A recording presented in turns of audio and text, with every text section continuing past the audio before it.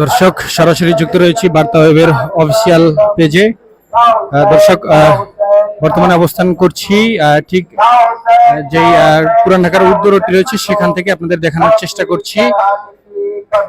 আজ 10 মুহররম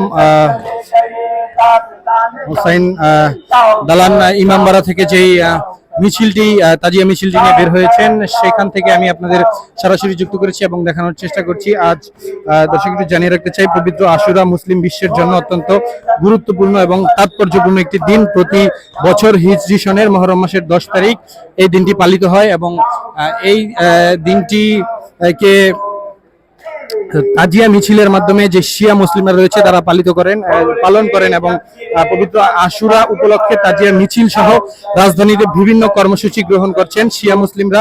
প্রথমে একটু জানিয়ে রাখতে চাই, হোসাইনি দালান ইমামবাড়া সুপারিনটেনডেন্ট এম ফিরোজ হোসেন গণমাধ্যমকে বলেছিলেন আজ যেই তাজিয়া মিছিলটি বের হবেন সেই মিছিলের সামনেই অবস্থান, সেই মিছিলের সামনে থাকবে কালো ব্যানার, বেহেস্তা, পাঞ্জা আলম, বাতম, দুলদুল ঘোড়া, খুনি ঘোড়া ও একটি জারি তাজিয়া। দর্শক মিছিলটি হোসাইনি দালান ইমামবাড়া উত্তর গেট থেকে বের হয়ে হোসাইনি দালান রোড, বক্সিবাজার লেন, আলিয়া মাদ্রাসা রোড ইত্যাদি হয়ে মিছিলটি ধানমন্ডি গিয়ে এই মিছিলটি শেষ করবেন এবং এই মিছিল থেকে আমি আপনাদের সরাসরি দেখানোর চেষ্টা করছি। দর্শক আমাদের সঙ্গেই যুক্ত থাকুন।